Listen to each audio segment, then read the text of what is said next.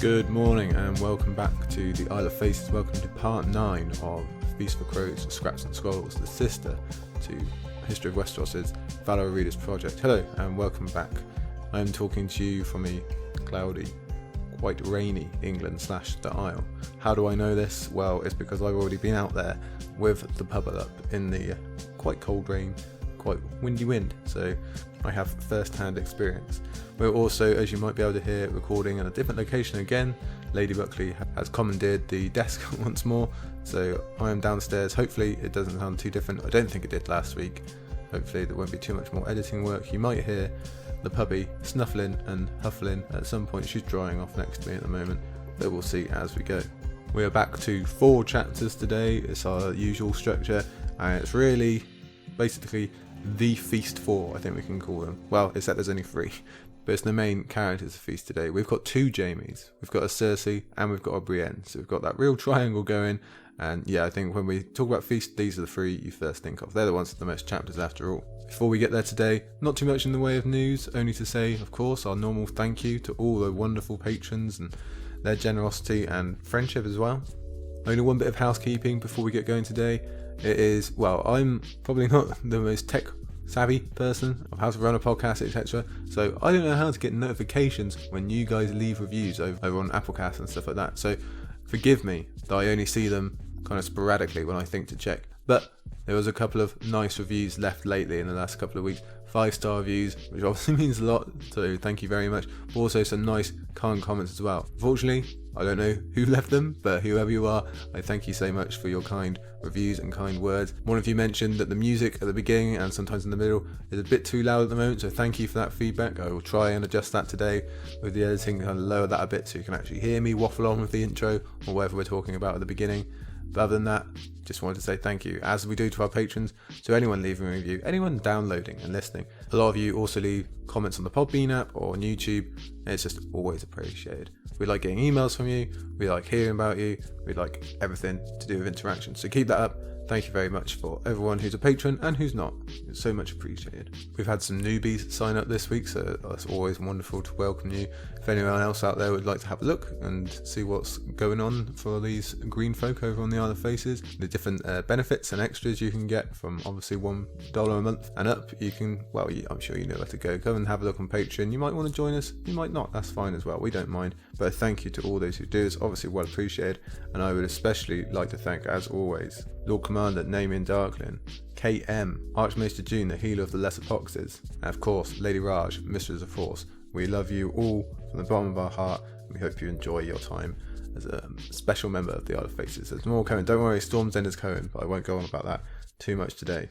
The last thing to think about before we get going here is I've been thinking lately of maybe we should have some kind of mailbag episode just on what we're talking about, people interacting with the podcast. Mailbag episode, AMA, kind of FAQ, whatever you want to call it. Maybe we should just have a general bonus episode of questions about Feast, about anything else you want to talk about. Just let me know if there's interest in that. Just have a tweet, have a comment, whatever you like, email. We'll see if there's interest. Maybe there's not. Maybe I should just shut up and get on with it. But if there is, then that's something else we could look at in the near future. So just keep that in mind as you're listening today, and definitely let me know what you think. We can pretty much just head straight into it, I think, because like I say, I'm a bit cold and wet. I want to get on with it, and I'm sure you do too. So let us begin with our first of the 2 Jaimes. We've got 2 Jaime bookends today with Jaime IV. So to begin with, we're getting a real blast from the past in this main setting of Jaime IV. We're going all the way back to the first act of A Game of Thrones. We're back at Castle Darry, or we will be. And this is where the king's huge entourage, Starks included, stopped so they could search for Arya after her confrontation with Joffrey. I know, wind your mind all the way back, because that does seem quite a while ago, doesn't it? Even more importantly, this is when Ned had to kill Lady. We've come back to the site of that incredibly sad moment for the series. Probably one of the first real sad moments. Okay, yes, we'd already had Bran, but we all love those direwolves. And that was a huge, huge moment for Sansa, of course, but also the relationship with her sister and, well, everyone's relationship with Joffrey. And it was the start of confrontation between Ned and Robert, Ned and Cersei. It's all really kicks off back there. So this was a really important place. And perhaps that taboo of ladies killing left a taint behind, because Castle Darry hasn't had the best time of it since. Indeed, since then it's been captured by the Lannisters, recaptured by the Darrys, taken back with extreme force by Gregor Clegane for the Lannisters, then taken by Northmen who have been commanded to slay the captives and burn the castle by Roose Bolton before being left for broken men and outlaws until Lancel, etc., arrive and put it into the state in which we find today. Of course, most of this history is glossed over in this chapter because Jaime's main memory is of him and Cersei doing the deed over Robert's sleeping form back in the day. If he's not thinking back on that, he's thinking more in the present in terms of hunting down Lancel because he wants to get to the bottom of this mystery of what Cersei has been up to lately in terms of doing the deed. That mantra that we all know and love, that is really very strong in Jaime's motivations today. And before we get going, while we're talking of Castle Darry in general, remember this is our first real introduction to the idea that some lords still preferred Targaryen rule over Robert's via the hidden tapestries that Tyrion noticed. That's going all the way back to Game of Thrones. That was our first kind of nod that that kind of thing existed. And that's all going to become more and more prevalent as we go. But let's get into the text straight away, shall we? Because last time we were in this area, or in the Riverlands, we've kind of seen it with Brienne a little bit already. The land was all weeds and waste and just not looking great. But now we at least have Darry trying to make an attempt being the key word, at getting another harvest in and sorting everything out and making it look decent again. Even if Jaime thinks they're doomed, and he's probably correct, let's be honest. We should note also that there are now men stood around protecting the farmers. They just stood there with their weapons and just kind of protecting them. And the idea is you're supposed to have the crown and your knights for doing that job. That's how it's always been in this feudal agreement. That's just how it works. But they've proved to be pretty useless in that regard in the last few years. So now the small folk, they're just going to do it for themselves. So it's a further weakening of the power of the crown. More people are arming themselves and taking matters into their own hands. And that's keeping this theme ticking over, really, of just the crown getting worse and worse. It's less respected, it's less needed. What do we need you for if you're not even going to protect us? If we're going to do it ourselves, why are we bothering to pay taxes? Why are we bothering to support you at all?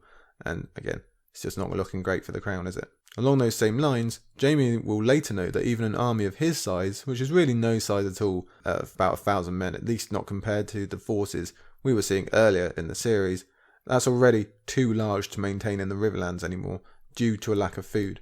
Even in somewhere semi-restored like Darry, there's much worse places in the Riverlands they could be visiting. Even there, not enough food for everyone to go around. So that's going to be another huge factor going forward in wins, because armies aren't sustainable in the field anymore. So how are they going to get around? How are these different forces going to affect each other? If you can't have armies, how do you go to war? It's going to be quite interesting to see how that works. So early on, our arrival at Darry, we have Sir Kenos and his horn. He gets to trumpet their arrival, and he gets a lot of shine actually in these chapters of using his horn, and that's fitting given how we've been discussing Euron and his own hornblower of late. They're really getting a shine. Anyway, here's the first quote of the day. Kevin should be Tommen's hand.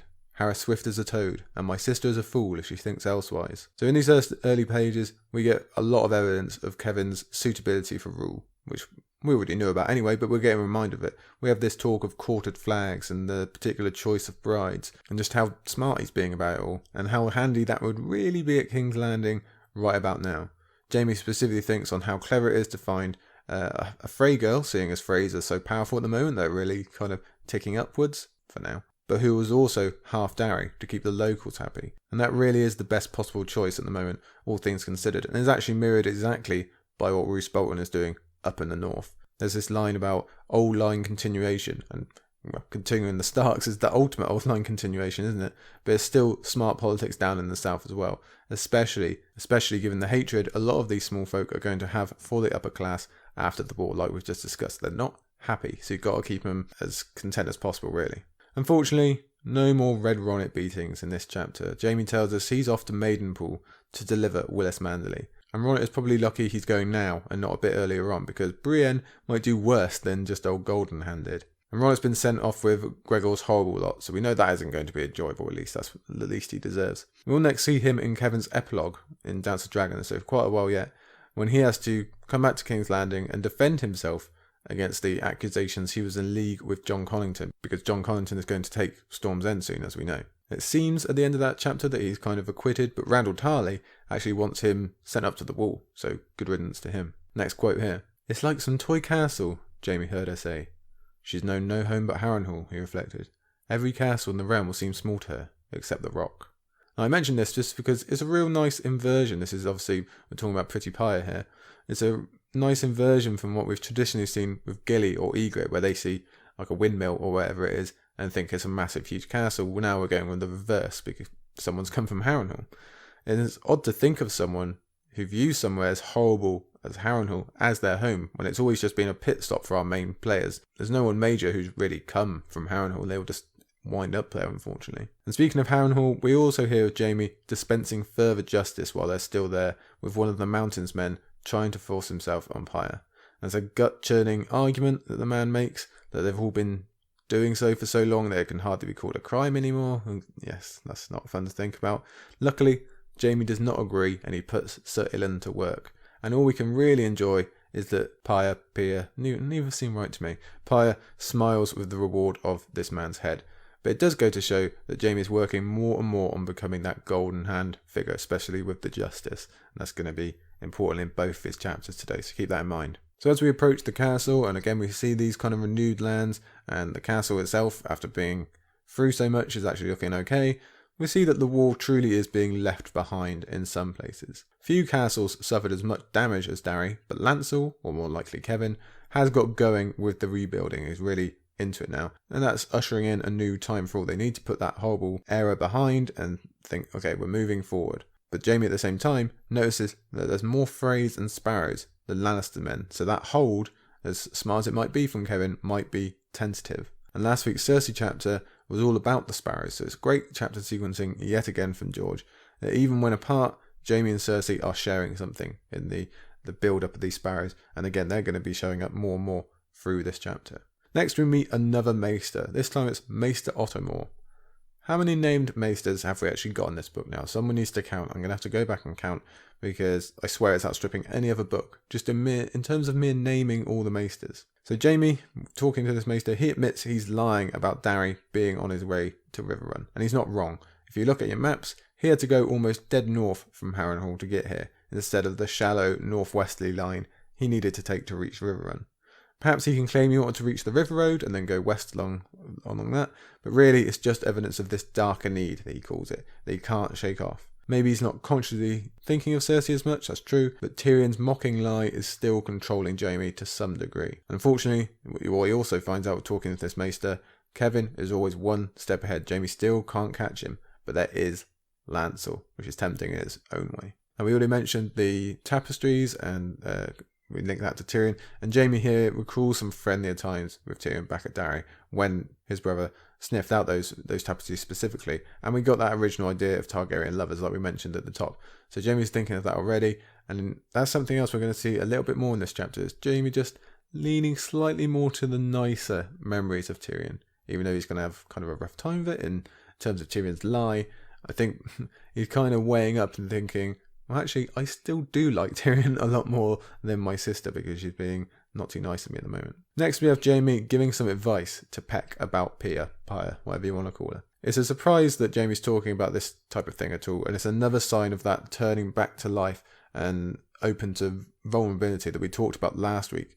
But most important is his making sure that Peck is gentle with Pyre, because this is obviously a very, very fragile time or thing for her to even consider. She'd be well within her right to never want to kind of go down that road again. So maybe it's Jaime feeling guilty about not taking Pyre out from Harrenhal when he left last time in Storm, or perhaps it's just a sign he's becoming more and more decent. He wants her to be treated well, with sweet words and gentle caresses, whatever he tells Peck. So let's just hope that George allows Peck and Pyre to have some happiness together, because that'd be nice, wouldn't it? The other side of this is Jaime also has some arousal when he thinks about Pyre. He's in the bath, he's looking at her form, or I can't remember how George actually describes it, her womanly form, let's say, and he's reacting, let's say, physically reacting. And this is probably the most we've actually even seen him consider another woman in that way, other than Cersei, obviously. So he's really moving on from Cersei. It just so happens that he thinks about Brienne immediately after this, and he claims it's the memory of being in a bath, but okay, Jaime, I don't think you're fooling anyone. The last quote from this specific little passage here: "His lordship's bed? You'll feel a lord yourself when you're done, if Pyre knows her business." So I wonder, did Jaime feel a king when he stepped over Robert's form, going by that logic? So next up we have Jaime going to the official meal, his welcoming feast. And it's interesting that he does not want to wear his Kingsguard white while he's here in Darry. He opts for the Lannister colouring instead. Perhaps because of his memory of what he did to his king with his wife when he was here previously. Maybe in honour of Sir Jonathan Darry, although I bloody doubt it. Perhaps because this is due to be a Lannister interaction, whether with Kevin or Lancel. But actually, he gives us the answer. He knows this is not official business, but an indulgent of his own. He's not here as Lord Commander, he's just here as Jaime, even if he doesn't want to admit it. He says it's no place for whites, and I think his memory of his sexy Cersei time is the largest part of that. At the feast itself, everyone is very courteous and polite. Amore Frey, I think that's how we're saying that, Amore Frey, she seems like a good person, someone Lancel might have been delighted with prior to his injury, unfortunately not anymore. But it's also this sense of everyone kind of looking at Jaime and waiting for something to happen. They all know he's there, he's not quite supposed to be there, and well, Amore specifically wants him to do something for her. We also get a mention of another Pate, Amore's first husband, and this time he was a brave knight, so we always get these connections back to the prologue. We've met a lot of Pates specifically in this book, and this is obviously kind of the furthest from Pate the pig boy that we met at the beginning. Next quote: "Your father was not a tapestry." Yes, this was Amore talking about her father Merritt, but we really are getting a lot of tapestry talk all of a sudden, aren't we? We have Peter Baelish, we have here at Darry with both the old and the new.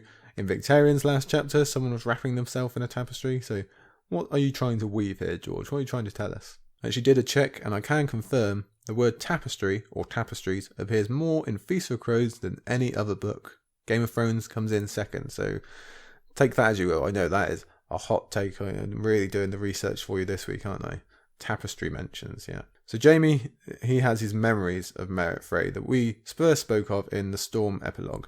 And there's good timing with this extra talk of Stoneheart and whatever she's up to. And it's also funny to see what Amore and her family were told versus the truth we get from both Jaime and Merritt about Merritt's youth and his exploits. Now, old Jaime, he might have enjoyed the chance to educate on what Merritt was really like and how false those stories actually are. Instead, new Jaime just gives him a toast and gives him that honour at least. All of Darry is still very much concerned about the different bands of outlaws roaming all over the place, basically in every direction. Given the castle's recent history, you can see why. We get our chapterly update on the wolves, and there's some talk of supposed Sandor, as there always is, but Jaime concentrates on the news of the Brotherhood. The talk of Lady Stoneheart is starting to grow and grow as we move here, which is oh so important for the ending. I believe this is the first time anyone ever mentions that Beric sightings are becoming rarer.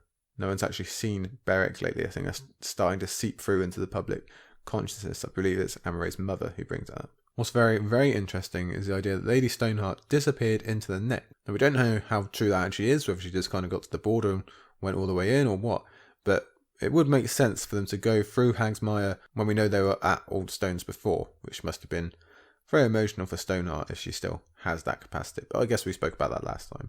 We've also heard rumours of them being further east lately. When she finally meets Brienne, is somewhere in the middle of the east-west line of the Riverlands, so she could have come back down from the neck easy enough, but why was she there anyway? Just to escape notice and escape these people chasing them? Or is she seeking out Mage Mormont and Hallis Morlan? Or even Howland Reed?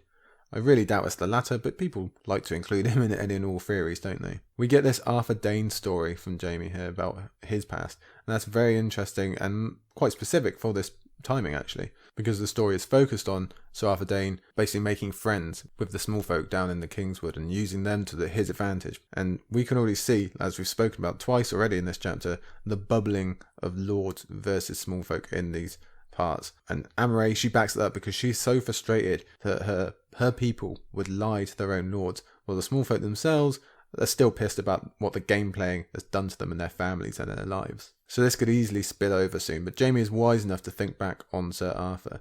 The winning of the small folk can be an important lesson for him going forward for all these lords, though it seems only Jaime will take the hint. We've already seen evidence of him being a much better person to those beneath him, of late quote marks. He took note of the small folk feeling towards House Lannister before he left King's Landing, and perhaps this will be more of use to him going forward if he ever does get that opportunity. Unfortunately, small folk are never ever going to trust Lannister rule after the war, because that's who they blame for all this misery. Other people as well, sure, but mainly Lannisters. And again, we have to say that phrase I repeat every week, this is Tywin's legacy. That's not fair on Jaime because he's had minimum influence on that in the first place, but also trying to be better, but it's still true. Next we have Sir Arwood. He makes us concentrate yet again on salt pans and the atrocities committed there. Although, I will say it's superb chapter sequencing again, because in our very next chapter, Brienne will also hear about Sir Quincy Cox hiding behind his walls, and that whole breaking the really important agreement between lords and small folk that's been broken. Again, we're going to talk about that in Brienne's chapter. Far more interesting than the repetition of this bad stuff, although I think George does do that to impress upon us how truly harrowing it is, especially considering this was not a military battle of any kind. There was no advantage to this, it was just evil people being allowed to be evil. But I think far more interesting than that is Jaime yet again shows off his vastly improved detective skills. Here's the quote: "Sandor had been hard and brutal, yes, but it was his big brother who was the real monster in House Clegane." So Jaime is one of the only people in the book to give it a second's thought and think about motive and likelihood beyond a mere helm as the sign of this actually being Sandor Clegane. So Jaime's critical thinking skills, they're just improving all the time. He's not really going to get a chance to act on this or discover any further, but it's worth knowing that he thinks on it when almost no one else does. Next quote: "This is a time for beasts," Jaime reflected, "for lions and wolves and angry dogs, for ravens and carrion crows." That's very profound, Jaime. You're right on the money there. We know who the lions and wolves are, that's easy enough. We've got a pair of angry dogs in the Cleganes, or at least the idea of them. And we've got ravens up in the north of Bran, and there's no shortage of crows, obviously. But perhaps we've gained our largest recently in Euron. So Jaime's really setting the whole table for us here. Yet again, it's the spilling of wine that sends Jaime from the table. But there's also that pure hunger of actually finally seeing Lancel. That's what he's here for, not to wine and dine. On his way to find him, he passes yet more sparrows gathered around eating by the cook fires, just like Cersei saw outside the Sept. And Jaime again has to think that there's almost no chance of getting another harvest, and that starvation really is going to be rife soon enough. Even with their rebuilding and things going fairly well, better than in some other places, some effects of the war just can't be outrun. They cannot be left behind, unfortunately. We're going to see that theme, well, sure, in this book, sure, in Dance, but really in Winds, I think we know it's going to be kicking off, isn't it? So now we come to Lancel, and where is he? He's in the Sept. And Jaime has a surprising amount of scenes in Septs, doesn't he? And always for family members, it seems. This particular scene is of huge importance to him personally and to the realm politically. Before he can get there, he, like his sister a few chapters ago, has his way barred by the sparrows now. Now they're not just there, filling up space, they're actively stepping in front of Lannisters, of royal family, basically. And Lannisters, they're not used to this sort of treatment. Jaime even mutters the immortal, "Do you know who I am?" This is always a good line to make you look like a fool. They know he's the Kingslayer. They don't care. The power over the common man that so many have taken for granted for so long is waning in favour of the faith, or really just in favour of anti-Lannister feelings, like we said at the beginning, with those farmers being protected by their own people now. And the upper class aren't really sure how to handle this change. In this case, it is Lancel who comes to the rescue. Don't know what would have happened if he hadn't. In the meeting inside, we find out how far Lancel has truly gone. He's sleeping beneath the altars, he's fasting, he's dreaming, and he's definitely not worried about bringing up his crimes in front of the man who, once, would have been the last person he wanted finding out. We knew Lancel had changed, we saw him be different when we met him in King's Landing, but this is obviously far past that. He's going almost as extreme as he can, which is fitting in a book that highlights religious extremism, at least about the foundational religion that's always just kind of been there without actually doing anything. And again, it links to the rise of the High Sparrow in King's Landing. Cersei is worrying about Lancel and what he's told the High Sparrow. Jaime is worrying about Lancel and what it means for Darry, sure, but also what he's been doing with Cersei. HURRAY clearly has the same thoughts as she searches for someone more traditionally masculine to defend their lands, which we saw back in the feast. And Strongbow makes his promise to return here. And the last we hear of him in this book a bit later on is Strongbow riding back towards Darry to fulfill it. So at least Darry is going to be taken care of. That side of the equation, well, taken care of. We don't know what's going to happen to it, but that's fairly removed. Whereas Lancel, High Sparrow, Cersei, that triangle, not so good. So don't worry, Jaime. I think you might be right in focusing on which one's in more danger here. Lancel is doing what almost none of the main three Lannister children could ever bring themselves to actually do. Leave the family behind. Jaime and Tyrion especially come to work against the general Lannister fault line, but still keep their name. Lancel is not doing that. He's saying, screw your duty and your lions. I'm not keeping HURRAY. I'm not keeping Darry. I'm off to join the warriors' sons. So Cersei's influence on Lancel is never ending. She pushed him towards religion in the first place, and now, by opening up the faith to be armed, she's indirectly allowed him an avenue to abandon his seat and weaken the crown's hold in it. Good job, Cersei. She couldn't deal with the High Sparrow because he doesn't play her game, and Lancel is now the same. There's no reasoning with someone that far gone. And Jaime now as realising how absolutely moronic Cersei's decision is and the kind of chaos it invites. Let's have this quote from Lancel. "The brave man slays with a sword, the craven with a wineskin. We are both kingslayers, sir." That's a cool line. Jaime's argument that Robert wasn't a true king, that a stag is a lion's natural prey, is paper thin. You could easily say Aerys was not a true king in how he acted, but Jaime's not even thinking on those lines. He's just spouting Lannister rhetoric about them being superior to everyone else and therefore above refute. We've discussed him having that attitude growing up due to his sword skill, but it's definitely a family trait as well. We can easily see Cersei making a similar argument. She does it all the time. Besides, it's really just Jaime being impatient. He doesn't want to hear about that crime. It's the other one he came to Darry for. Yes, the big part of this scene, sure, okay, Lancel straight away admitting that he helped kill Robert, which Jaime only cares about so much as it making them both Kingslayer, but really it's that he slept with Cersei, which Jaime absolutely, positively cares about.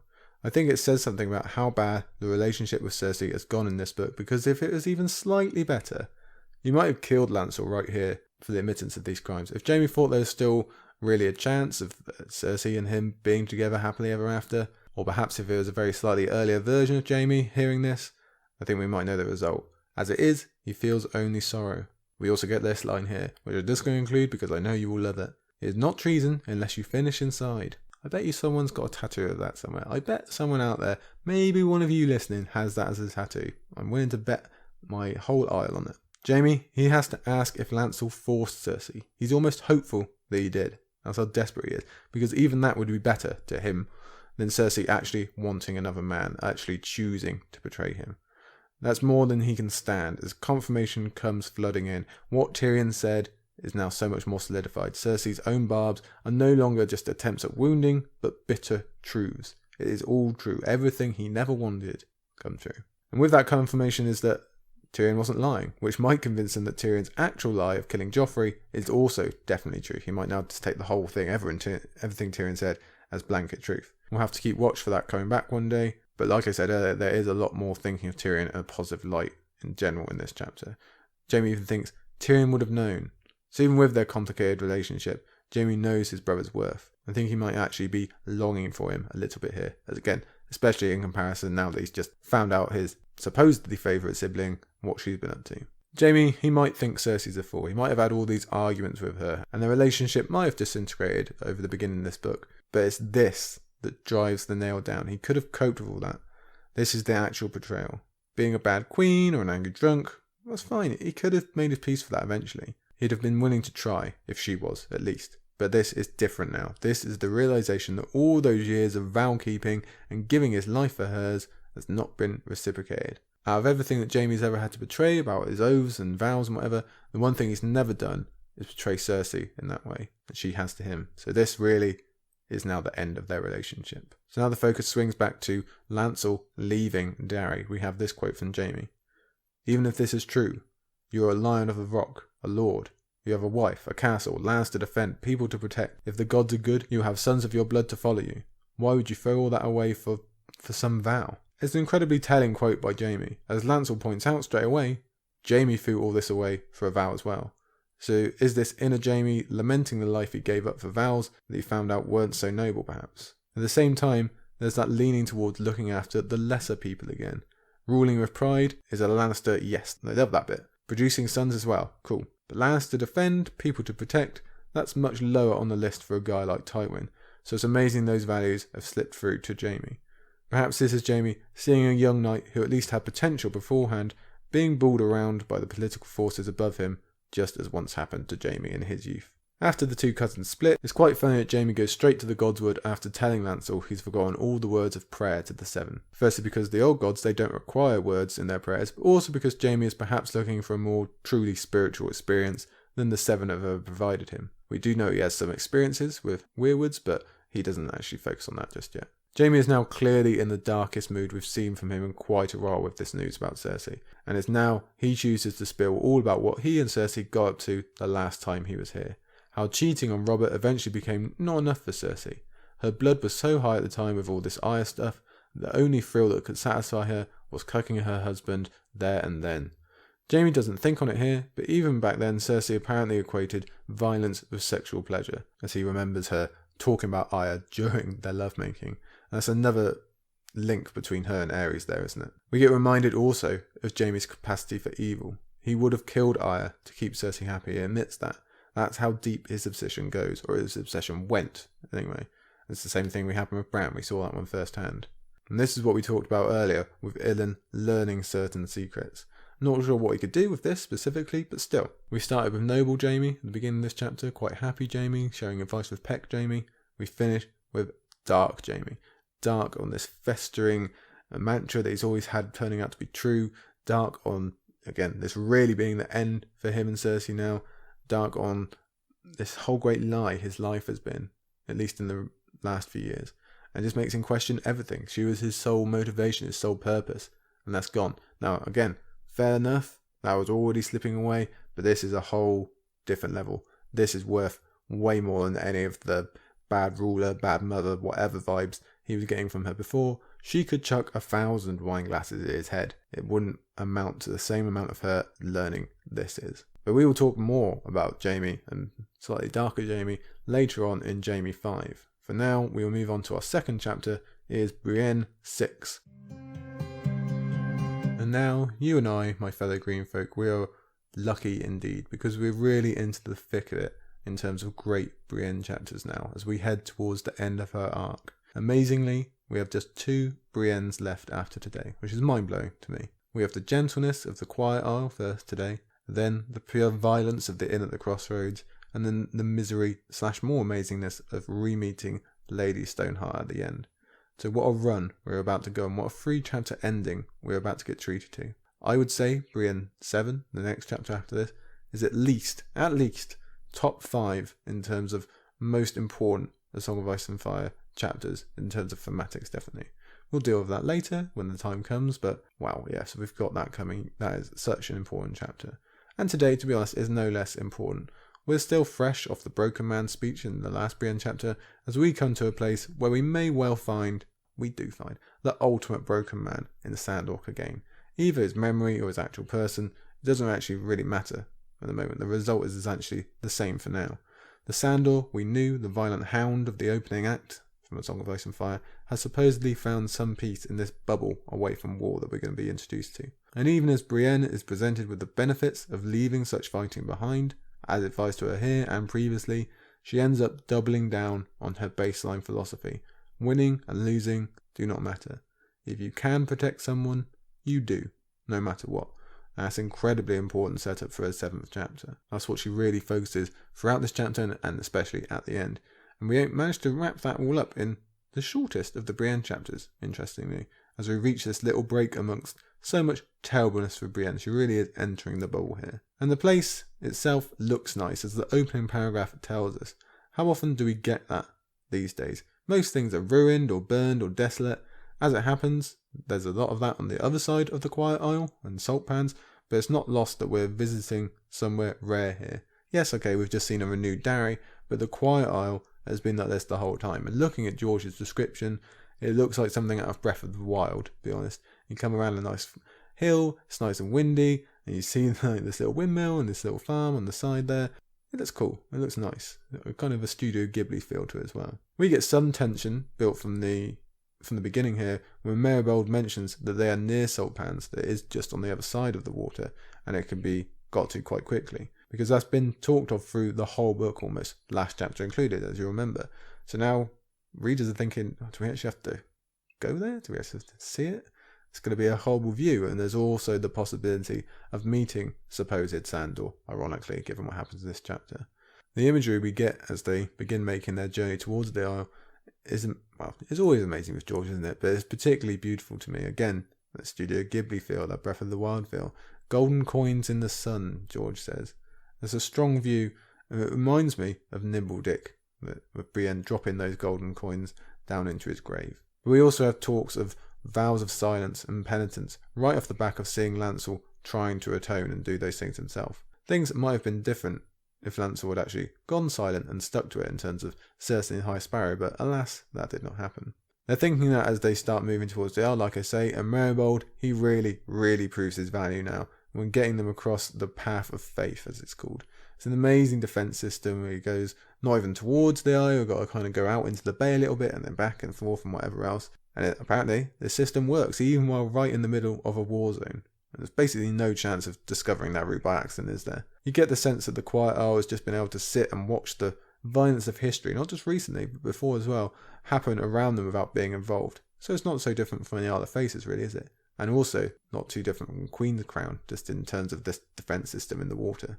Now as we actually reach the Isle, Brienne's able to see some people, and well, here's the quote. It says, "Two had wound lengths of wall around the lower halves of their faces as well, so all that could be seen of them was their eyes." Hey, if the brothers of the Quiet Isle can do it, so can you, everybody. Mask up, please. Given that we're going to see some definite evils of religion in the coming chapters, and we have done in the past as well, it's good to continue Brienne V's theme of showing how much good religion can do, especially for the small folk. Coincidentally, it just so happens it is allowed to do good things when removed from the lords playing the game. You put them out in this little bubble, and everyone's pretty happy. They do really nice things with people who have come over to the other villagers and whatnot. And I really hope that the Quiet Isle remains quiet. We're right to be concerned that a Euron or some other force might be able to make their way via the ships or change in the weather or even dragons and go on a raid or pillage and just destroy this nice little place, because it just seems too nice for George to let it live, doesn't it? And also, there's apparently rubies here, so maybe they're going to come and try to steal them, who knows. Just before they actually get onto the island itself, Maribald lists where they're all from in terms of this little quintuplet we've got going on. It never occurred to me that we basically have a team made up of the 4 major kingdoms of the south. Sorry, Dawn, nobody counts you. The Riverlands is a bit murky, okay, but maybe we can attribute them to Maribald. If not, we'll say Dog is from the Riverlands instead. Other than that, obviously we have Podrick from the Westerlands, Hyle from the Reach, and Brienne herself from the Stormlands. Unique as the Quiet Isle is, Brienne still has to put up with the usual of men being surprised that she is a woman and then giving her funny looks for it. This just happens everywhere, unfortunately. For rereaders, we can see some obvious hints about the Isle's secret inhabitant when Narbut reacts to the news that Brienne is hunting Sourdock again. The news is definitely enough to get her a meeting with their elder brother. "Lady Brienne is a warrior maid," confided Septa Maribald, "hunting for the hound." "Aye," Narbut seemed taken aback. "To what end?" Brienne touched Oathkeeper's hilt. "His," she said. "That's the badass line of the day, without question. Write it down, everybody. Handsome he may be, but Driftwood was surely whelped in hell." Horse and ship names are important to remember in all of the books, but it really seems that they are kicking up that gear a lot during Feast, especially for horses.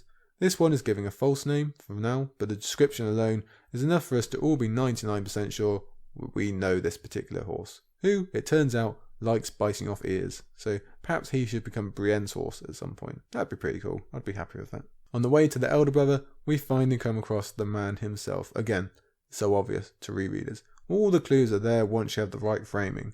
The sheer size of this man, the fact he's lame, he likes dog, for example. The real kicker, once we've put this together, is that when chided, the gravedigger says nothing and bows his head. If this is truly Sandor, he really has left the hound behind him, because there's no way he would have reacted like that previously. But for now, we leave the gravedigger behind. We go on to the elder brother, and we get this really wonderful setting. I wonder if it's George's nod to the Shire with this hermit's hole, and the whole idea of being a respite from the evils outside. I sure hope not, considering what ends up happening to the Shire in the books. Actually, the way it's described inside, this is a little cave, it has me thinking of Skyrim again. One of those, again, those water caves that's constantly dripping. You know the ones, if you play Skyrim. But, I mean, I put everything from Westeros into Skyrim terms, so don't be surprised. Brienne shows off her own version of judging a book by its cover when she first meets the elder brother. As soon as she's thinking about how tough he looks, he's giving Septim Maribald a hug. Again, the rereaders triumph because we already know of his background and how his looks make total sense, but for Brienne, that must wait a little while longer yet. Though we have very important matters to discuss, first we deal with legend and rumours. Rhaegar's rubies. 6 have been found. We're all waiting for the 7th. I bring this up because this is a fan favourite focus. I quite like the numbers part of it, the end there, the 6 and waiting for the 7th, because you can apply multiple symbologies to it. We know how much George likes the number 7. But if it is truly those rubies from Rhaegar, then what a giant piece of Westerosi memorabilia this is, or they are. And also, it's another great tie back to the series right at the beginning. Arya and Micah went off hunting for river rubies, you might remember. You remember such innocent times as those? I wonder if those rubies will enter the story in any way in the future. It would be incredible, it would mean an incredible amount to Daenerys if she was ever presented with one and told it belonged to her brother, or to John Collington for that matter. I know a lot of people, the mere mention of rubies has them thinking that Rhaegar himself is on the Isle. Now, as a rule, I'm against any Rhaegar is alive idea, whether it's here or up on the wall or whatever you like. I'm not a fan of those theories. But just to entertain the idea, it would be incredible to have the hero of the story, as George has referred to him in the past, die in this metaphorical way, only to actually live, but simply abandon the prophecy for the safety of the entire world for the safety of this island. I can't see that being the case, but it's incredible to think about. I don't think he'd ever leave Lyanna, but if he woke up in the Isle and then heard about what happened or was injured, blah blah blah. Again, that's not my arena. I'm not a fan of those theories, but interesting to think about. But what I really want to point out is it's Sir Hyle who perks up on the mention of the rubies. I already suspect him of being in this venture for the cash. So is that true, or am I just falling into a George trap here? Is he just leading me along with my assumptions? Could well be. Back to the elder brother. Too many corpses these days, the elder brother sighed. Our gravedigger knows no rest. So that's a standard line on first read. You don't focus on that too much. But beyond is perhaps a hint that this new life of Sandor's is not as serene as promised. Our gravedigger knows no rest. Is he being literal or figurative there? We don't know. The larger point about the river and all men of the war floating down it once they are dead, plus women and children cruelly, is one that Brienne already came across back at Duskendale, if you remember. The idea that all soldiers end up the same regardless of rank or allegiance. It's a superb way to frame the war as pointless, as blind in terms of who it harms, and ultimately of how unfair it is. It's a really strong connection back to early Priest Brienne, and really it's tying her whole theme and arc together, isn't it? And I just want to point out another seemingly standard line. It is hard to speak of sin with signs and nods. Are you paying attention, Ilan? Because we keep wondering about what sins you might speak of, and Wex manages it pretty well, doesn't he, in the next book, so who knows. For the 1000th time, we must hear again about salt pans, probably in the greatest detail yet, especially in terms of hints about Biter and Brienne's own fate. Yes, these horrible atrocities we have to hear about. And this time it is specifically included how Sir Quincy Cox broke the ultimate agreement, leaving his small folk to die while he hid, as we discussed briefly in the Jaime chapter. Here's the quote. As she lay dying, her worst curses were not for the men who had raped her, nor the monster who devoured her living flesh, but for Sir Quincy Cox. That is pretty damning that this woman, who had suffered unimaginable pains, uses her last words in this way to damn Sir Quincy Cox. And it shows how important this breaking of the agreement is for people. Important enough even that the elder brother could not bear to forgive the man. It was really hard hitting. We discussed this previously in the book, but this is such a huge moment thematically. This is how this society is set up, and while we've got plenty of examples of the highborn portraying their responsibility, this is the most obvious and the most felt. The argument is that they could not win, so why bother, especially with young people in the castle? For Brienne, that is irrelevant.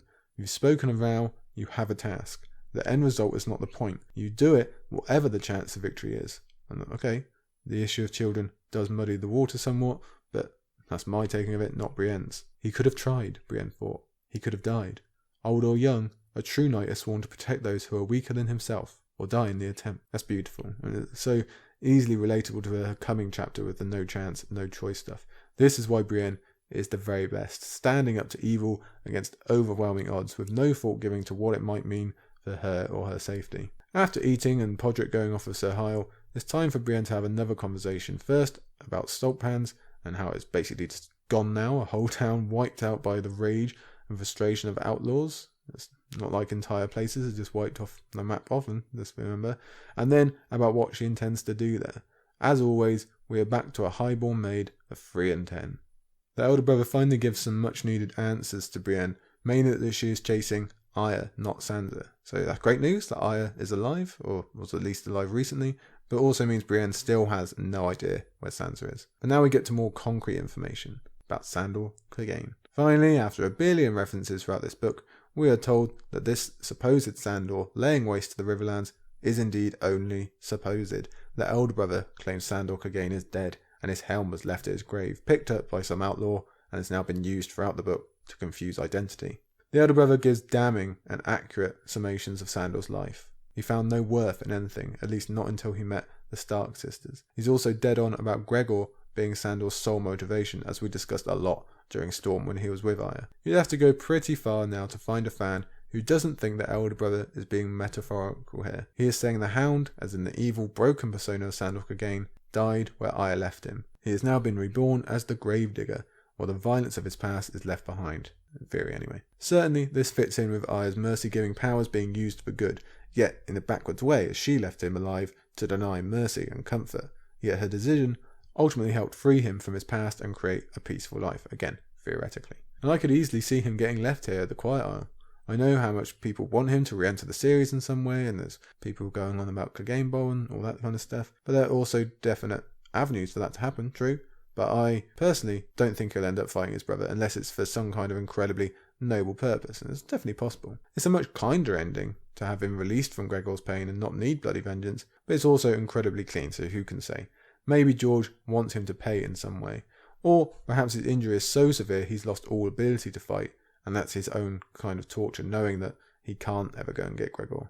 We also have it admitted that Stranger, the spectre of death, as we know, is also a horse admitted as present on the Isle. That's fitting that Sandor is there, he who was deaf to so many, and who could have been to so many more if not for his time with Arya, and so it's always a good naming of his horse. It is true then, she said dully.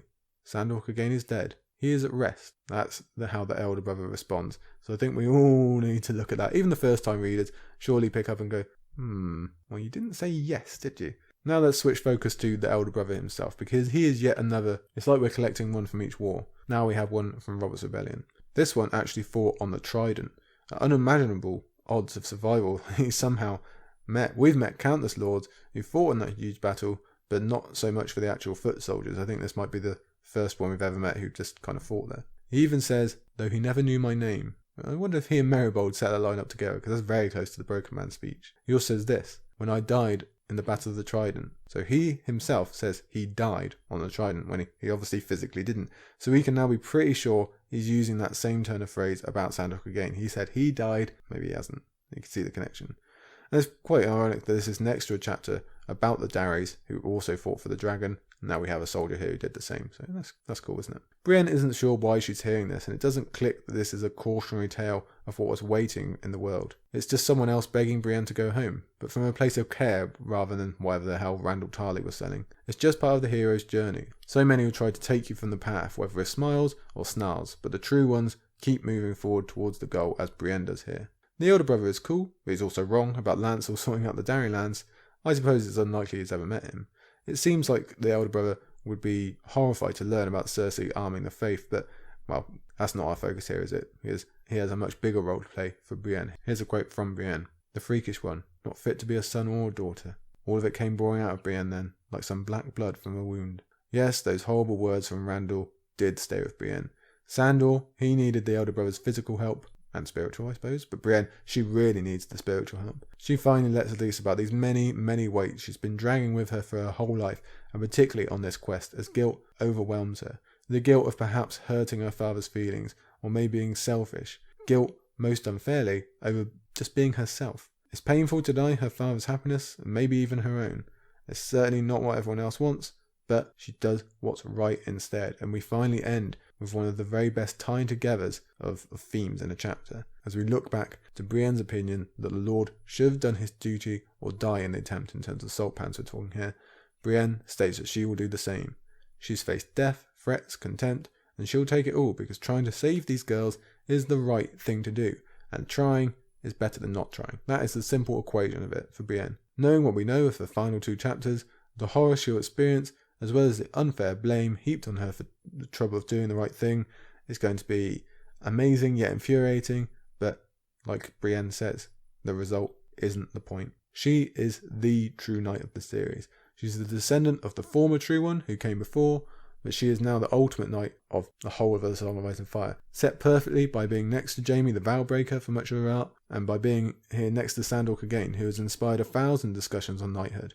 He was the one who wanted to be a knight and was poisoned against it, and then concentrated on its falsehoods. Brienne shines bright above both him and Jaime. Here's the quote to finish. I have to find her, she finished. There are others looking, all wanting to catch her and sell her to the Queen. I have to find her first. I promised Jaime. Oathkeeper, he named the sword. I have to try and save her, or die in the attempt. Just amazing. Let's leave it there. Let's move from Brienne 6 to Cersei 7. So we get to follow up a truly beautiful Brienne moment with Cersei at perhaps her ugliest. We also start with a follow-up to the Ironborn ending that we had a couple of chapters ago. which seems almost immediate really, it's only a 2-chapter gap, but this is a huge moment for the realm. There's been complete upheaval in the north, the Riverlands has been on fire for years now, and there's been fighting along most of the central eastern coast. But the whole idea the Crown is selling is that that's all died down now. Other than the north, they've got this. But it turns out there's now fighting in the most secure part of the kingdom, where most of your food and booze comes from. Your defences are all skewed and they're nowhere near the reach, you don't have an immediate way to react. It's yet another threat to King Tommen's throne.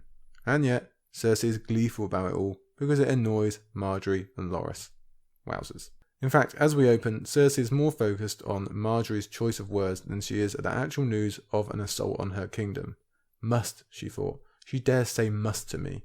She itched to slap the Tyrell girl across the face. Yes, peak Cersei looking down her nose on people in this chapter. We also have her useless counsel on hand to back her up.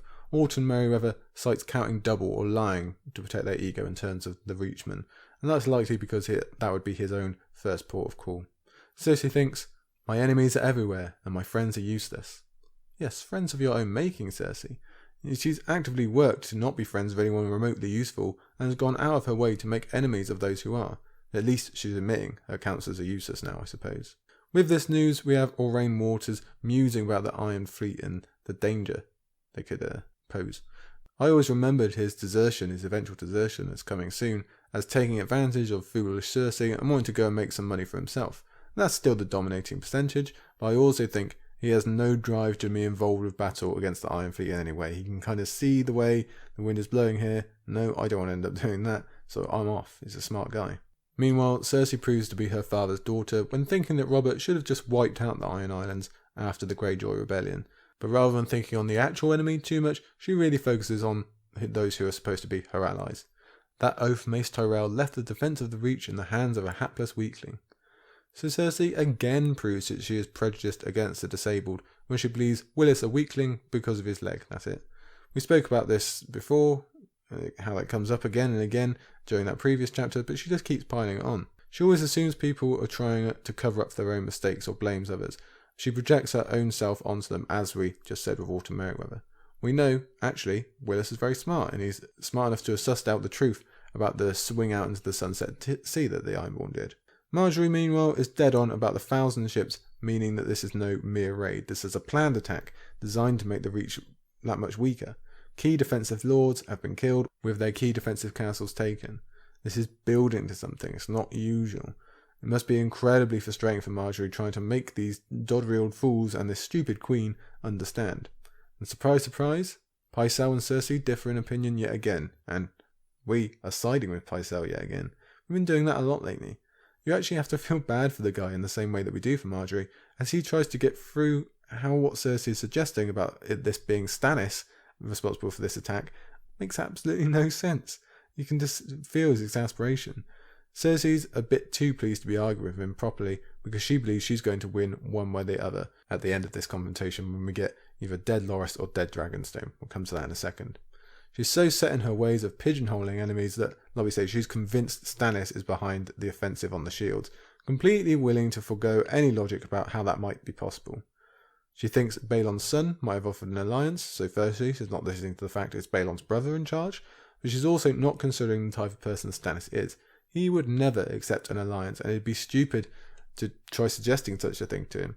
There's definitely no winning northern friends that way, and again, Pycelle was the only one to point this out, but Cersei just goes on and on about how stupid Pycelle is to her. And just to prove he is the smart one, he also says that the rearming of the faith is foolish too. Now Cersei isn't completely wrong that Highgarden should answer this threat, although it's not exactly going to win you many friends, is it? Especially when they just came out of the Reach to help you out in your hour of need on the Blackwater. But you are currently using all their ships to, again, get you out of another bind. So you do have responsibility actually, because you're using their resources for your own purposes. So you need to give the lawnmower back a bit. Their own lawn needs tending, don't you? And clearly this is a much bigger threat than Dragonstone, as Margaery and in a minute Loras will try and get across. The pure numbers of the Ironborn, their ability to move quickly across the map, the violence they are inflicting.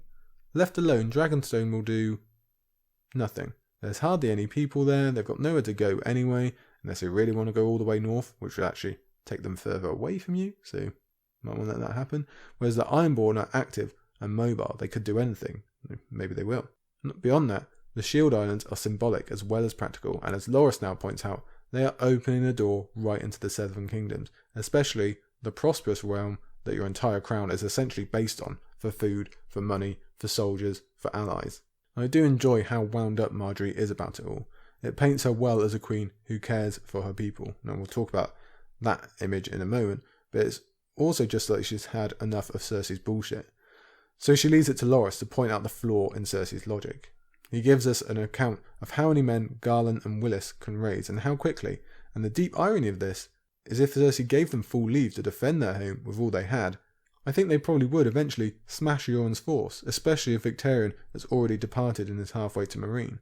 But even without that, the pure numbers would at least allow them to repel most ground assaults. There's just so many soldiers in the Reach. You add their actual ships to it as well, you're okay. The Ironborn will always have the kicker on the waves, that's true. But remember how most of the Ironborn captains did not want war, they wanted reaving.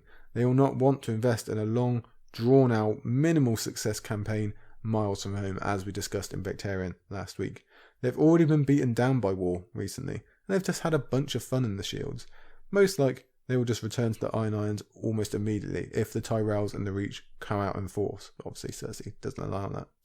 There's this quote from Loras here, when Cersei suggests looking for help elsewhere. "Pirates out of Myr and Lys, you mean?" Loras said with contempt. "The scum of the free cities." They bring that up to mention Sandor San. He's probably looking for some new employment opportunities at the moment. Maybe she'd look there. Maybe that's how he comes back into the story. Cersei makes her incorrect argument now that her current conquests are more important than the Shield, again not bothering to think more than one move ahead, if that. The Shields essentially means the majority of the Reach. Neither Dragonstone or Storm's End are going anywhere, like we said, at least not in the way she believes in terms of Storm's End. That actually will go somewhere fairly soon. You can at least leave a minimal force there to maintain a siege and head off to deal with the bigger enemies. But no, she's just obsessed with her classic enemies, the ones that she always thinks is danger to her. So the whole thing is really going nowhere until Loras makes a suggestion. Here's a quote. "No one had given Cersei such a lovely gift since Sansa Stark had run to her to divulge Lord Eard's plans." And this certainly is a gift that Loras not only wants to leave himself, but leaves Margaery's side as well. It requires a slight switch in Cersei's plan for Margaery, but overall it's going to make everything much easier. Loras is far from perfect, but I tend to believe he not only wants to go and save Dragonstone for glory, although that is probably part of it, but because he genuinely wants to help to protect his homeland and more importantly his brothers. Another part to consider is that the Tyrells are politically conscious. I'm not sure how much this plays into Loras' thinking in comparison to Margaery or the others, but Olenna will have likely preached how the Tyrells do not have the command over the Reach they'd like everyone to think that they do. The reason the Reach we meet in the series is so together and powerful is because everyone is in a great situation. There's lots of food, lots of sunshine, everyone's got good land and big armies. It's not like the grumpy, squabbling riverlords. Everyone in the Reach is all content. But if things start going wrong, and something being insulted, or the food dries up, or whatever, they aren't going to be so united, and the Tyrells won't look so rosy. I think Loras mainly wants to help his brothers, like I say, and brother and sister both actually care about their people, but the collective family knows this needs to be dealt with strongly and quickly if they are to maintain their position. It seems strange actually that we say goodbye to Loras here. We won't see him again in the whole series, although I suppose we're getting close to that being true for all of King's Landing soon enough. The Tyrells are dropping quite quick. Only Margaery and Mace are really left to us. I have to say, Loras and Dragonstone is one of the mysteries I most want to find the answer out about, especially when I was writing the future part of the Dragonstone chapter for the Council's book. It just bore away at my mind. And it's mainly because it's one of those rare questions where both answers seem equally likely to me. I can buy that Loras is alive as easy as I can buy Loras is dying. What's going on with Dragonstone and any possible shipments of dragonglass, plus if the castle is being searched for dragon eggs or other treasures down there in the fires, that's all going to be of major importance, and I'd personally prefer Loras to be alive and up to something, but I really can be pushed either way. As the scene closes, I remind you that Cersei asked Pycelle for a word, but then got distracted by Loras, and she never actually does have a word with him. It was probably just a dressing down, but we are left to wonder. And also, a quick reminder as we're talking about Dragonstone here, it's Rolland Storm, the one from Davos' Spring of Edric Storm, that has been left in charge of Dragonstone. Now, he originally declared for Renly, so it's possible Loras has a previous with Rolland, or perhaps Loras is still real mad at him for switching sides to Stannis, especially if he's still suspicious about Renly's death. I don't know if we'll ever be privy to that interaction, but I'm hoping we are in some way. Cersei again considers herself the ultimate winner no matter what during this situation. Either Stannis will lose, or the Tyrells will, never her. It also helps with her Marjorie Osney plan, apparently. She has the arrogance to laugh about it all she's walking out here. And again, Pycelle, of all people, has to be our moral compass when he's like, why the fuck are you laughing for, you weirdo? He tried to talk to the sense into her about the rearming as well, like we said, but that is shouted down as well. So Pycelle is honestly trying his best here. I know how unlikely a figure it seems, and what a sign of the times that is, that he's basically the one trying to save the city now, but there we are. We switch from Pycelle to Qyburn for the next scene, and we get a lot of hints from him about this potential champion with his huge armour.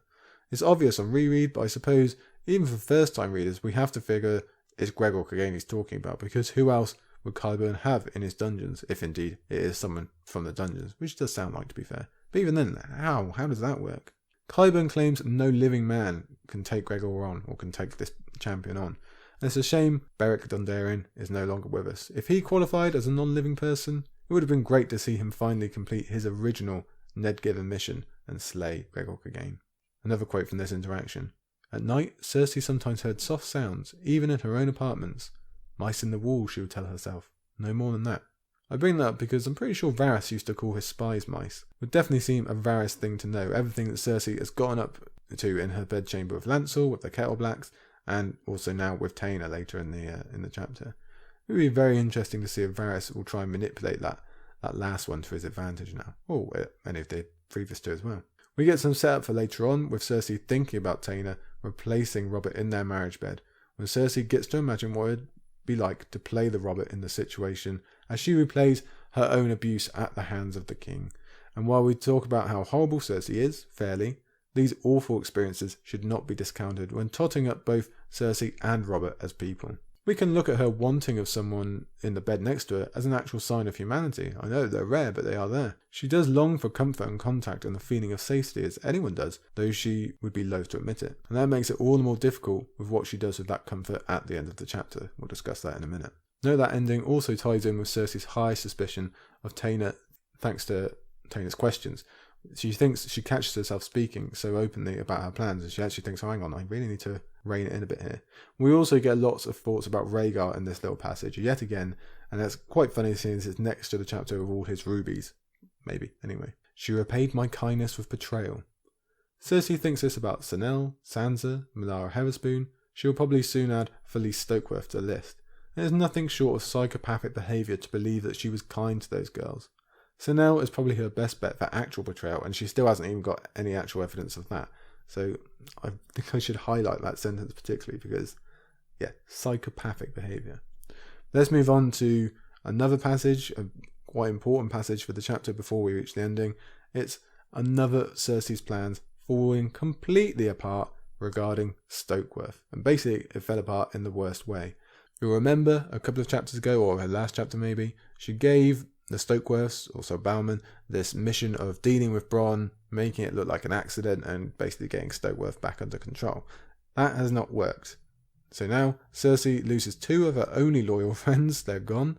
Stokeworth is now officially removed from any control, which was looking likely to happen anyway, but has now happened all the quicker. And worst of all, Bronn knows she specifically planned to deal with him, to have him killed. He knew she was an enemy, sure, he's not an idiot, but now she's being proactive. And you can be sure he's going to be proactive in ensuring his own survival. That's the very first thing we know about Bronn. Plus, he's now got a castle's worth of men loyal to him. He's actually got real power to contend with, which is yet more men lost to Cersei should she need to summon them if the city comes under attack. She says a war on the doorstep of King's Landing is not what she needs. And yeah, she really does not need that right now, especially since Bronn might still have some friends in the city watch as well. Now, to be fair, Bowman definitely was a fool about it. Anyone could see that Bronn is not the type of man who would respond to a duel fairly. Although having said that, Cersei should probably have seen that Bowman is definitely not the type to deal with Bronn at all. He's too pompous, he was too sheltered to have hunting accents or the like arranged. He's a man who has apparently lived his life in the lists and had a cosy time of it in pretend battles and pretend fights. Bronn is not about that life. So now the real world is here and Bowman suffered, unfortunately. He's gone. Still, it is impossible not to feel for Falyse here. She's not a particularly redeemable character, with her caring for her clothes before her mother, etc. But come on, this is rough. Her husband has just been killed, stabbed through the eye, I believe. Her mother, she's as good as dead now under Bronn's control, and she herself has nowhere to turn, and for all her trouble, she is given to Qyburn. Cersei willingly gives her friend, a woman who has done her zero wrongs, who actually tried to genuinely help her, she gives her to the worst fate imaginable. She must never see the light of day again, she says. Qyburn will later tell us Falyse has been rendered unable to feed herself, but she will eventually die screaming down in the dark. Well, okay, that's thinking. It's horrible to think about, I know, but let's think in and think about how bloody stupid and evil that is from Cersei. She reacts too quickly. She's more concerned with Falyse pointing a potential finger than realising that there is at least potential for using Falyse as a rallying point to retake Stokeworth a bit later. She is the heir, after all. Instead, she effectively does Bronn's job for him. He wanted rid of Falyse. Well, she's definitely gone now. It is utter evil. In the blink of a chapter, the Stokeworths, who have always kind of been part of the background of this city, now only consists of Loras, who is essentially a prisoner to Bronn. And like I say, this is one of the most evil acts of Cersei's career, which is a pretty full list by now. This is probably the worst chapter so far in terms of Cersei's awfulness, I would say. Bronn was no more than an annoyance, to be sure. So that's Cersei trying to convince herself. She says she's surrounded by enemies again. It's that me against the world mentality that has got her far, sure, but also cut her off from many, many avenues of success in the city now she's actually got power. In the end, her thoughts all come back to Jaime, that rock that never had to be counted in the me against the world thing previously, and how he is now also gone. Everything's going so wrong for Cersei. She now has an enemy relatively close that she actually knows about, in contrast to those she likes to make up like Tyrion or Stannis, or the ones she can't even see like the High Septon. It leads to a scene that's just a whole big mess of Cersei under stress. She's finally at least realising that the city is slipping from her fingers. There's years of pent-up aggression, years of frustration about how she's been treated by the men of her life, particularly in the marriage bed, and there's also her essential hatred of womanhood that we've spoken about before. Now, I want to point out, I'm certainly not qualified to talk about the thinking and the emotional states going on here, but I will try my best. I'll start with this quote. I am the queen. I mean to claim my rights. So this whole thing with Taena, I know you know what I'm talking about here at the end of the chapter, is a very troubling scene overall. The way that Cersei gives pleasure first, but actively seeks the giving of pain. She's thinking about Robert the whole way through, but we can definitely see some Joffrey in here as well with that desire to cause pain. I wonder if Taena planned for things to ever go this far. It seems like she did. It can't rule out that Taena actually is attracted to Cersei and this is all genuine. We don't know enough about the woman to really ascertain that. Whatever the truth, she puts on a convincing performance here, but that isn't what Cersei is aiming for. Even at the peak of Taena's enjoyment, Cersei is imagining herself as the boar that killed Robert. She has to turn it to violence and negativity again. There is no joy in the giving of joy for Cersei. We have the next quote. It was still no good. It had never been good with anyone but Jaime. So like we say, sexual gratification is not what Cersei finds her as even really looking for. She's only ever actually enjoyed sex with Jaime because Jaime is the only one she's ever loved or truly desired, which I suppose is quite wholesome in its way, but not really for Taena here. She doesn't truly desire Taena. She doesn't allow Taena to reciprocate. She's just experimenting with her own power over people and trying to find some validity in what Robert did to her time and time again. If she can find something that feels good in it, she might be able to understand why Robert did it a bit more. It can make a bit more sense, but unfortunately, she does not. And instead, we see violence against Taena, like we've seen with Falyse and Synelle. Cersei is unfortunately as big an enemy to women as anyone else. She seems to become ever more like the husband that she hated. She's not a great ruler, first, neither was he. The drinking, okay, we've compared that between them all the way through since Game of Thrones. Now she wants the ability to impose physicality like he did. It's ironic because at the same time she actually believes herself a better ruler than Robert, which is an interesting discussion. I say Robert definitely had a way more stable court and people around him, but he wasn't quite so proactive as his own demise. He was simply not as evil, he's just lazy, just didn't want any part of it. Cersei is much worse for that. And we have also the boar comparisons, like we said. The bed, the Robert, it's all just linked in with him in Cersei's mind. Even at the end with this, it had never happened line. She is being Robert in this scenario. And like I say, I'm far from the person to speak about such a scene, but I think we can really see there's nothing sexual here. It is just Cersei trying to experiment with her own power and control and but just try and gain some validity, some sense of that situation she had to suffer through horribly. We should point that out, horribly, for so many years. But we shall leave it there. We shall leave our third chapter and head on to our last, is another Jaime. We return to him indeed with Jaime V. And in this chapter, we return to Riverrun for the first time since Midstorm. And given what a major place it was in the first act, well, it sure is good to see it again. Yes, hooray Riverrun, you know how much I love Riverrun. We also get a look at the phrase being useless in this chapter in all respects, infighting already threatening to overwhelm them. We meet a couple more important Lannisters and paint a not super encouraging picture of the modern Riverlands before actually getting to talk with Brynden Tully next chapter, next time out. So you know how much I'm looking forward to that. Yes, Brynden Tully and Riverrun talk. I really am being spoiled. The battle lines, or the siege lines rather, they're getting drawn, but mostly this is a chapter about Jaime's changed character. We have him enjoying the ride, yeah, that's good. He has a great interaction with Daven Lannister, but even better one with Genna the Scene Stealer later on. But that's later on. Let's start off with this first new Lannister of the day, Daven, our new Warden of the West, and how he's quite a different lion from those we've met previously. He definitely looks the part of a lion, sure, he's all golden and long-haired, etc., but he's actually pretty jovial, he's pretty positive, and seemingly likes his family. Quite the different sort, an actual decent Lannister, if we might be so bold. Is he a bit laddish, sure, and a bit boastful, but we'll take that when compared to the personality traits of his other Lannister family members. Makes you wonder what could have been if he had been born into the important part of the Lannister family rather than where he is. They meet on the ride towards Riverrun, and one of the first things we have is this unfair blaming of Catelyn for Jaime's hand, and he says, how did these stories get started? That's something we see all the way through this book, how different stories get spread around and how easy it is for kind of those whispers to be changed along the way. Perhaps we have this more in this book than any other in a Game of Thrones, maybe probably apart from a Game of Thrones itself. So Daven spat. As for him and his brave companions, I told your father I would forage for him, but he refused me. Some tasks are fit for lions, he said, but foraging is best left for goats and dogs. Yes, we can believe you, Daven, because that seems a pretty Tywinish sentiment that he believes foraging is beneath someone like a Lannister, yet is quite happy to benefit from it.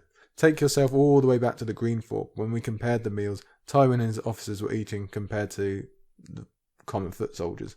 Then again, food was just more plentiful back then, wasn't it? So they had more choice. Now I want to point out that Jaime is laughing in these early interactions with Daven. As we said last week and earlier as well, he's so much more at home in this type of environment with these type of people, having a joke about the squires, etc., just being out on the road. And we also get an update on the claiming of Riverrun and all the glory of war, if there ever was such, how it's all just drained away to leave this boring siege. It's all mud and waiting. They don't even get to fight, which Daven would probably welcome.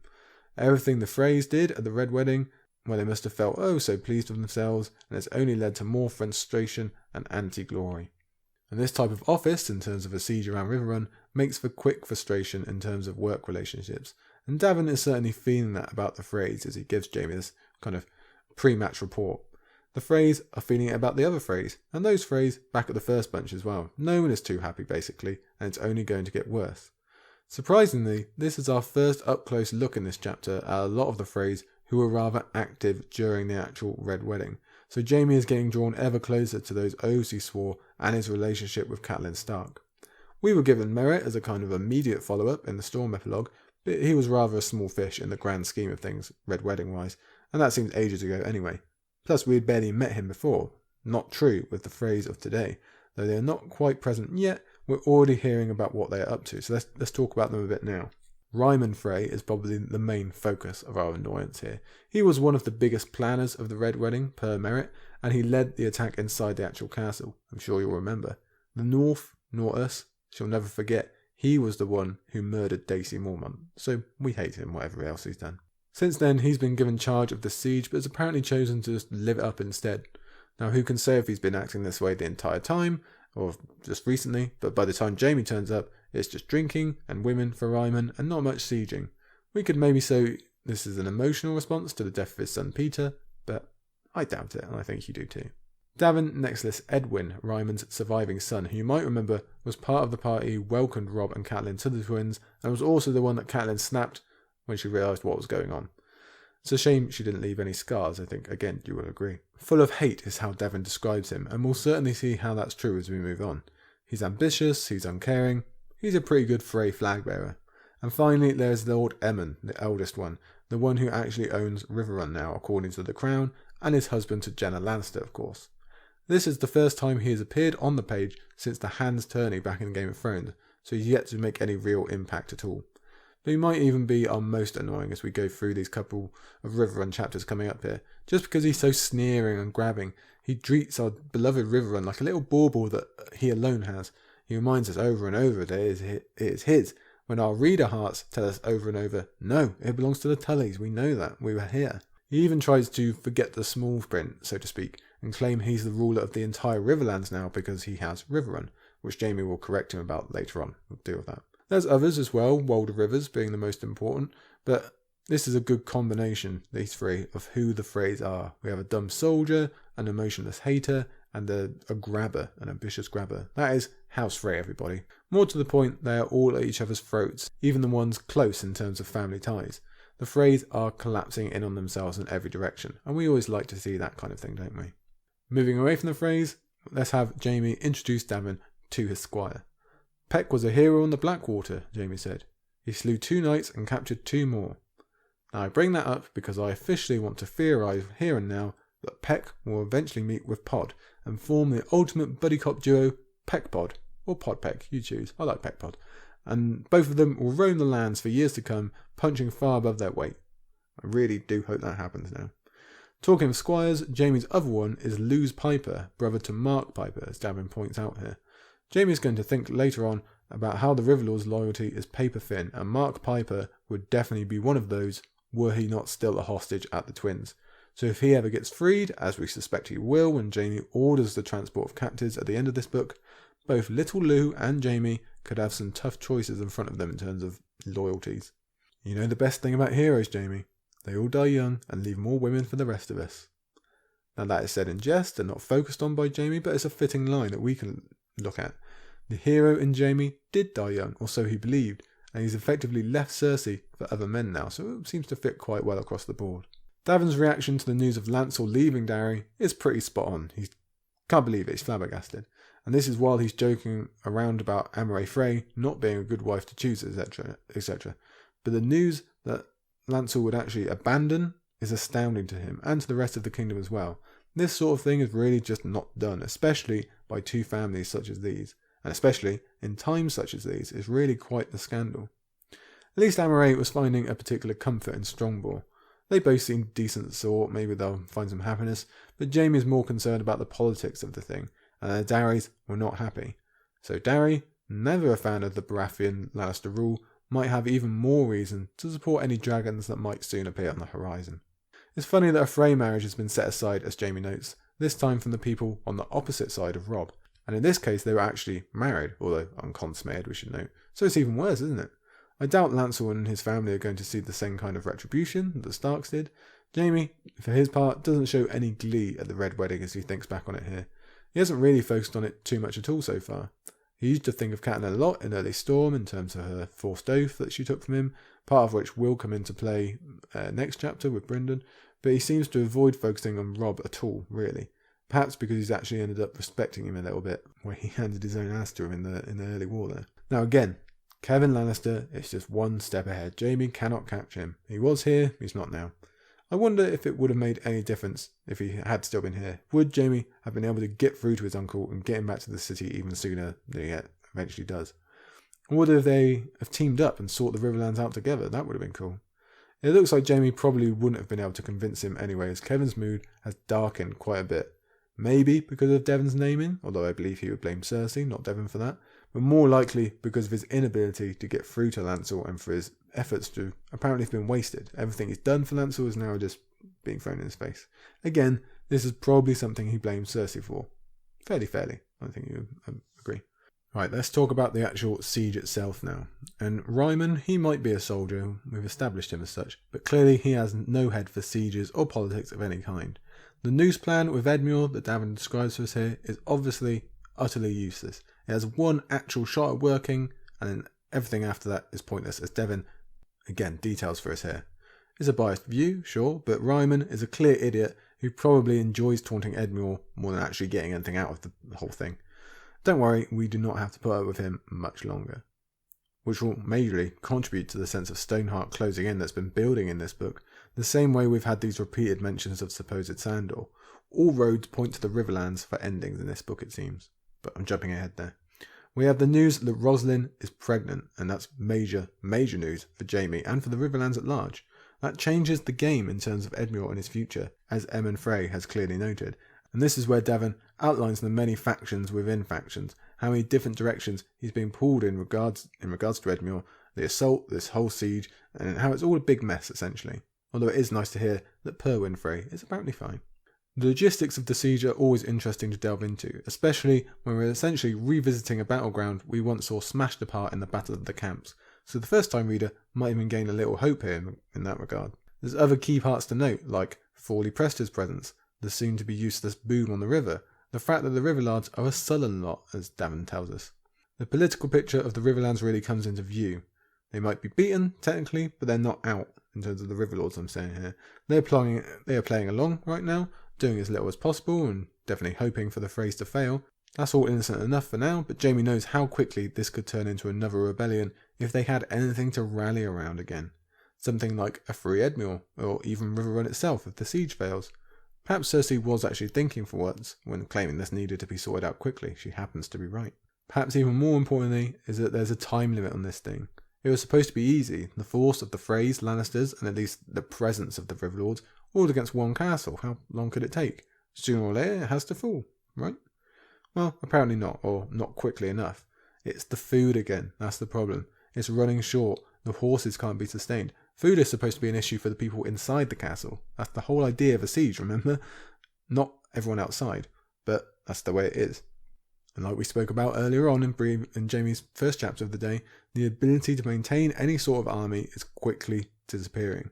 And foragers, which is like their backup to get food, they're disappearing now as well, taken by the shadows on the edge of vision. There's that creeping feeling that returns. Or perhaps they're just taking their chance and legging it because they see how stupid this siege is. How rotten and how useless. Jaime needs quick action or it all falls apart. Oh, and it also turns out the Freys aren't willing to share their food with their apparent teammates. So that would have gone down well if their siege actually lasted that long. It seems almost certain that without Jaime's intervention, this would have turned into Lannister versus Frey event eventually, which would have been great for Brynden Blackfish to watch from outside his walls as his enemies tear each other apart. Speaking of the Blackfish, let's have a quote. The Blackfish expelled all the useless mouths from Riverrun and picked this country clean. So this is a point that gets brought up often when discussing Brynden Tully, especially if you're a fan of his, because this is obviously not nice for the small folk and a smirch on his record, especially as it flies in the face of Edmure, specifically inviting the small folk in and protecting his people, one of the few lords we ever actually see doing so, and we always love Edmure for that. Remember, we've seen the opposite several times over, especially through Brienne's eyes. What is important here is context though. Edmure took the people in when the Lannisters were on the approach and were burning or killing everything in sight. Now the war has, theoretically, ended and they will be safe to return to their homes. This sieging army aren't going to attack them. Again, theoretically. I think we might know the actual reality of that. Like I say, these besieging armies are supposed to all be on the same side, and these people really do need to get out there and try and get a harvest in. Of course, that's not really going to help by him picking the land clean. Or you can view it as Brynden trying to save them from the castle being stormed and then dying in the consequences. But also, you have to say, it works. Because he's picked the land clean and sent the people out, he's got a lot more food. He can win this siege because everyone outside, they do not have food, which he knows. He knows how to use the land against people. We've seen that time and time again in the war. And like I say, it's working. This siege is failing, so we can't knock him for that.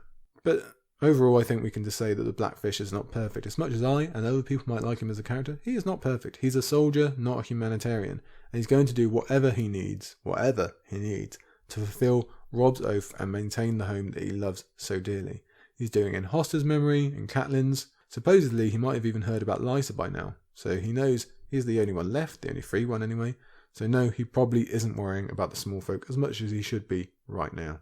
Let's quickly look back to these foragers and lookouts and everything else being taken off on the edges of vision, like I said. Here's a quote. None bore any wounds, plainly, they had yielded. Strongbow going furious at that, vowing bloody vengeance on the heads of any man who would trust out warriors to die like suckling pigs. So we get that constant question of how far is too far, and who did it? Is it the Brotherhood? Is it leftover Northmen, outlaws, independent river lords? That's a very important question.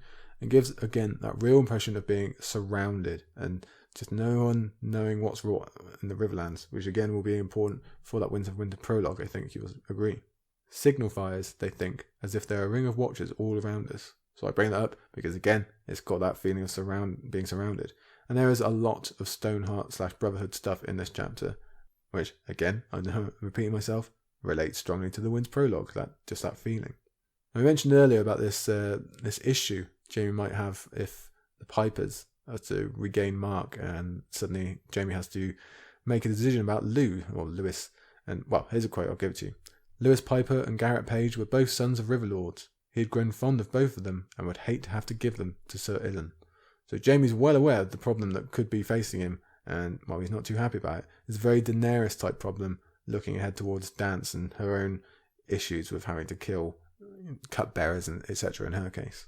Let's pause for a moment and just picture Ryman's failed parlay attempt that we hear about here, because it sounds hilarious and it does make me love the Blackfish even more. But I also have another quote as well.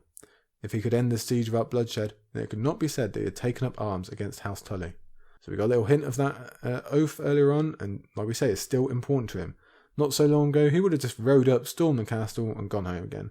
And he still does want to get back to the city, he mentions here. As much as he likes the field, which was discussed a lot, he does want to get back to King's Landing. Now, is that for Cersei, because he's still, in love with her, or for Tommen, because he knows how awful Cersei is? It's getting harder and harder to say, but it looks a lot more like Tommen, I think, as we go, because he is pissed about what he learned in the last chapter. When Jaime is forced to think about Cersei, it's not exactly in a positive light. Perhaps he's been able to keep his thoughts for her mostly on the back burner in these last 2 chapters, but he's dreaming about her, and dreaming about her with other men specifically, not surprising, given what he spoke about earlier.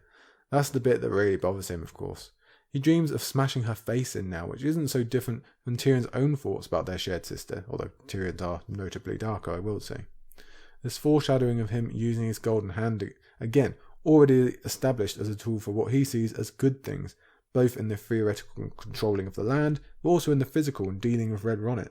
And a lot of people look to this little dream sequence here as a way to theorise about Jaime using his hands to kill Cersei. If truth be told, he liked this life. He felt more comfortable amongst soldiers in the field than he ever had at court.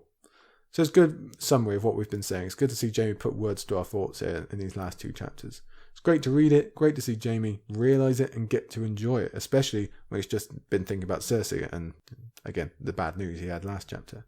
He could have just dwelled on her, but instead he's enjoying the field life as we've already detailed.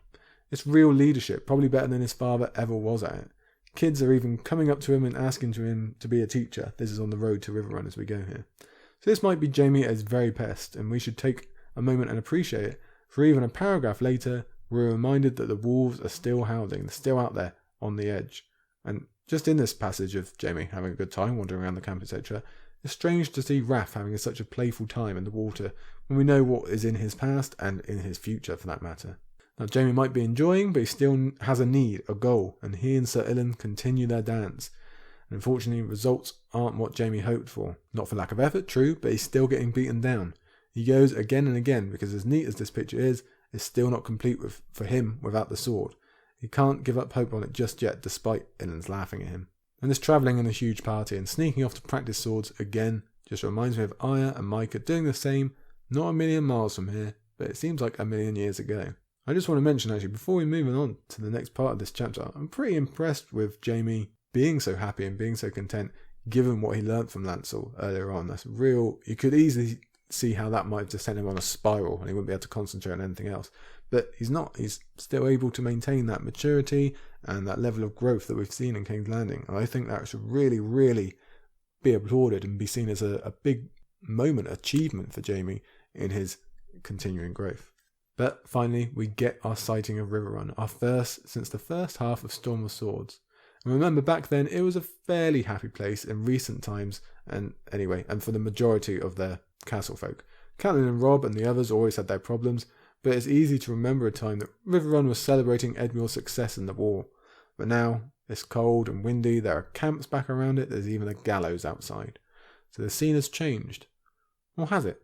The surroundings? Maybe, but Jaime still describes the strength of the castle. He has its beauty in the red gold light as it's described, and it actually even looks better than before, stronger than before apparently.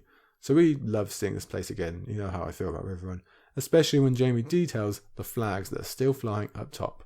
Converse to the powerful, well-organised Riverrun is the Frey camp, bored, dishevelled, reduced to cockfights to keep the troops in line. Even Daven's camp is more productive than this. Yes, the Freys are useless, and Ryman himself is clearly useless, but George also takes this opportunity to share that there are singers within the camp, a fact that will become very important later on and is a great wink to rereaders. Seeing the castle again sends Jaime down memory lane. Recall we did spend quite a long time here, and not in the most comfortable positions. And to be fair, this part of the world just sends him down memory lane every corner, doesn't it? This time he remembers his youth. He doesn't even bother remembering being imprisoned. He just goes all the way back to his youth, back when he was the lowly teen and someone else was the hero. He's just been painted as the teacher, now he's going back to the reverse as he thinks about having to actually fight a man he was once obsessed with. And as Jaime thinks back to that time of his youth in Riverrun, we have this interesting quote. Her older sister had seemed more interesting, though Catelyn was promised to some northern boy, the heir of Winterfell. So Jaime is just thinking in dismissed thoughts, but it's still fun to look at this. He's always been so obsessed with Cersei that even labelling her girl more interesting meant he was probably fonder of you than most. So alas alarms, of course, for those two to have met earlier perhaps, but, well, they'll meet later on instead. The meeting of Freys and Lannisters continues as we get one of each when Jaime gets set up in his own tent. Technically, we've seen Aemon Frey on the page before, but the next Lannister is brand new as we meet Genna Lannister for the first time. The loud, confident sister who, now that I think about it, is only the second female Lannister we ever meet behind Cersei, I believe. I would need to check that, but I'm pretty sure. Feel free to correct me. And she's probably about as opposite as Cersei as you can imagine. She knows how to work the room, she seems content yet realistic about her lot in life, and most importantly, she knows how to properly appraise her family, as we'll find out in a second. Indeed, she's by far the best Lannister in terms of analysing other Lannisters, and that passage on Tywin and his brothers, how they reacted to Tywin's success in different ways, is really an underrated gem. Now, I mentioned on Twitter the other day that whenever I read this scene of Genna Lannister and Aemon Frey, I instantly think of the Blackadder or Blackadder 2 episode with his aunt and uncle, the religious folks who come in. They've got crosses on their shoulders and their foreheads, and I think he wants money from them. I can't remember off the top of my head, but that is the image. And given that Blackadder is the best creation of all time, if you haven't seen it, firstly, get the hell off my island, go and watch all of it. But I think you'll know what I'm talking about. Go and check anyway. I love that on the meeting when Jenna's apologising for Jaime's loss, he thinks she means his hand. We already knew which was higher on Jaime's personal importance scale because, of course, she meant her brother, his father, Tywin. And it's actually almost an exact copy of what Joffrey says when Tyrion arrives in King's Landing for the first time and forgets he's supposed to be in mourning. Tyrion says sorry to him. Joffrey says, for what? Awkward. Same here. It's pretty funny Aemon considers it dark days in Westeros because of Tyrion being a kinslayer, given what his family did so recently at the Red Wedding. Well, yet there is very little talk of Aemon ever actually being involved in the planning, so something to consider. You'd have to think he was involved in some level to get Riverrun out of it, although in a moment he makes it sound like Tywin selected him for this, not Walder. Why? Probably not because Tywin's particularly fond of Aemon, but probably he is of his sister, or was rather.